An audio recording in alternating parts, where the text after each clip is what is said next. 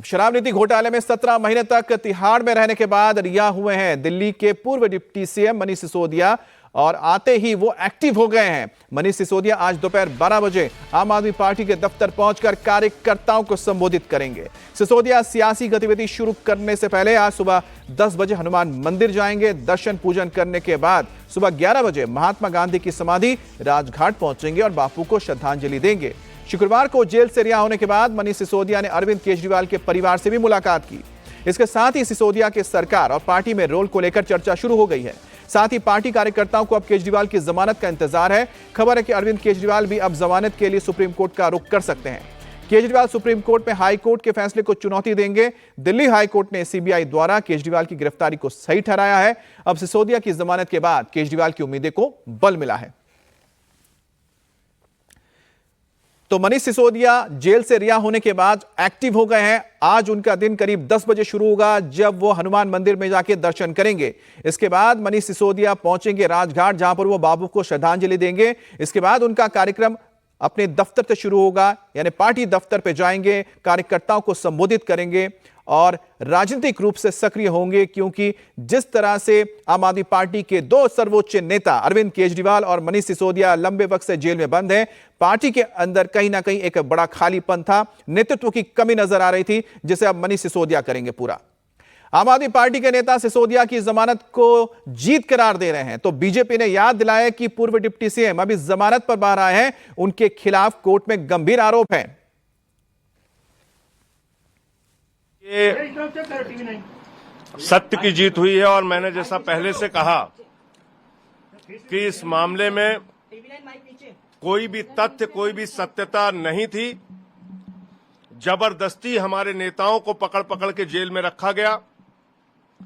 मनीष सिसोदिया जी को 17 महीने तक जेल में रखा गया। क्या भारत के प्रधानमंत्री उनके जीवन के इन 17 महीनों का हिसाब देंगे? क्या भारतीय जनता पार्टी उनके इन जीवन के 17 महीनों का हिसाब देगी? ये जो फैसला आया है, मैं समझता हूं केंद्र की सरकार की तानाशाही पर एक जोरदार तमाचा है और जल्द ही हमारे मुखिया अरविंद केजरीवाल जी और सत्येंद्र जैन जी भी बाहर आएंगे। आपके माध्यम से जो वो बार बार जनता को भ्रमित करने का प्रयास कर रहे हैं, उस भ्रम को जरा मैं दूर कर दूं। ये उनका 8वां अटेम्प्ट था, यानी और केवल इस साल की बात कर रही हूं, 7 बार उनकी बेल खारिज हुई। आज honourable supreme court of India के समक्ष उनके वकीलों ने मेरिट्स पे कोई दलील नहीं दी।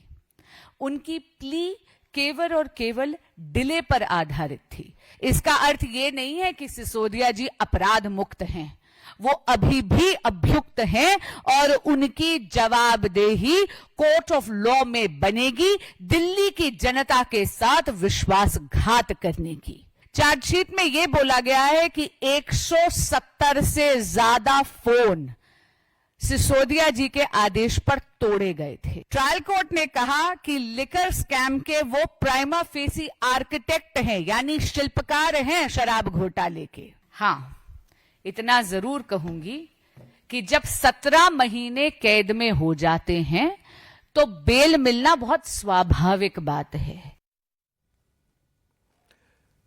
और इस खबर पर बात करने के लिए हमारे दो सहयोगी हमारे साथ जुड़े। अनामिका गौड़ इस वक्त मनीष सिसोदिया के घर के बाहर मौजूद हैं और भास्कर मिश्रा हनुमान मंदिर पर हैं।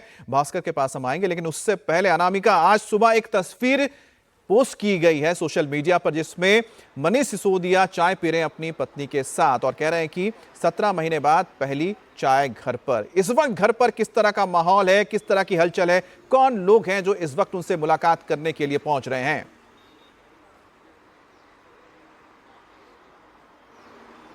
अमित, 17 महीने बाद जेल से बाहर निकलने के बाद मनीष सिसोदिया राजनीतिक रूप से सक्रिय हो चुके हैं, क्योंकि आज वो सबसे पहले हनुमान मंदिर जाएंगे, फिर राजघाट जाएंगे और कार्यकर्ता जितने भी हैं आम आदमी पार्टी के उनसे जो हेड ऑफिस है आम आदमी पार्टी का, वहाँ उनसे संवाद करेंगे। और धीरे धीरे अब सभी नेता, देखिए आतिशी इस समय पहुंची हैं, आप तस्वीरों में देख पाएंगे कि इससे पहले सौरभ भारद्वाज मनीष सिसोदिया के आवास पे पहुंचे थे कुलदीप कुमार और सभी आम आदमी पार्टी के बड़े नेता आज मनीष सिसोदिया के साथ उनके आवास से हनुमान मंदिर जाएंगे, फिर राजघाट जाएंगे और फिर पार्टी कार्यालय जाएंगे। और ऐसा तब भी हुआ था जब सीएम अरविंद केजरीवाल अंतरिम जमानत पे बाहर निकले थे। यही पैटर्न फॉलो किया गया था, वही आज मनीष सिसोदिया भी करेंगे। और इस समय जितने भी आम आदमी पार्टी के बड़े नेता हैं वो उनके घर के अंदर मौजूद है और उन्हीं के साथ यहाँ से हनुमान मंदिर के लिए प्रस्थान करेंगे। बिल्कुल, तो अब रुक करते हैं हनुमान मंदिर का, जहां से आज शुरुआत होगी मनीष सिसोदिया के दिन की। भास्कर, भक्ति भी होगी लेकिन भक्ति के साथ शक्ति भी तो नजर आएगी।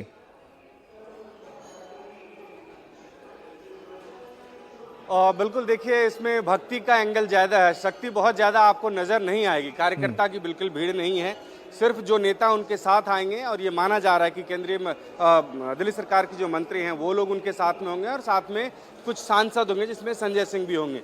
ये लोग आएंगे यहाँ पे हनुमान मंदिर में पूजा अर्चना करेंगे और उसके बाद राजघाट निकल जाएंगे। आम आदमी पार्टी के लिए ये मंदिर बहुत शुभ माना जाता है। कोई भी नेता हो, कोई भी बड़ा काम करे, उससे पहले सीपी स्थित इस प्राचीन हनुमान मंदिर में जरूर पहुंचते हैं, यहाँ पे भगवान से आशीर्वाद लेते हैं और उसके बाद कोई और कार्यक्रम होता है।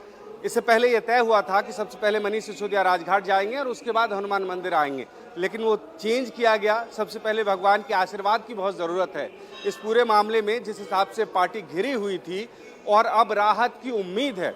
मनीष सिसोदिया बाहर आ चुके हैं, अब उम्मीद ये है कि इसी महीने में हो सकता है कि अरविंद केजरीवाल भी बाहर आ जाएं, उनको भी जमानत मिल जाए। हालांकि सुप्रीम कोर्ट में अभी तक याचिका मूव नहीं की गई है आम आदमी पार्टी के द्वारा, अरविंद केजरीवाल के द्वारा। लेकिन भास्कर, आपसे एक और जवाब चाहिए था लेकिन वक्त कमी होने की वजह से हम ले नहीं पा रहे हैं, लेकिन सवाल तो जरूर उठा के जाता हूं मैं, क्योंकि अब ना सिर्फ मनीष सिसोदिया बाहर आ गए लेकिन उनका दफ्तर भी बदल रहा है। क्या दफ्तर बदलने के साथ क्या भाग्य चक्र भी बदलेगा पार्टी का? ये आपसे हम आगे जरूर जानेंगे।